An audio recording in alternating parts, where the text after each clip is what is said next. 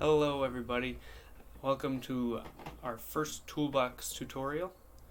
Here's the Toolbox, and I'm going to show you how to use a tool inside to help us with our emotions. Sometimes we might feel a little upset, or we might feel a little frustrated, or we might feel a little anxious or overwhelmed, or like we want to scream.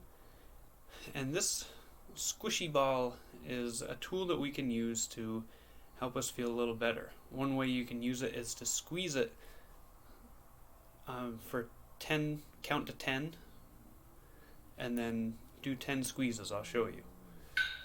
2, 3, 4, 5, 6, 7, 8, 9, 10. 1, 2, 3, 4, 5, 6, 7, 8, 9, 10.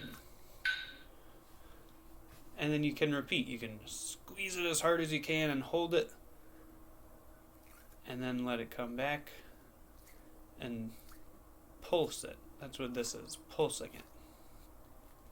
Or you could use it to help take turns talking. If you've got some people over and you're having a conversation, you could say, "It's my turn to talk because I have the ball." And then everybody else listens, and then you can pass the ball to somebody else to talk.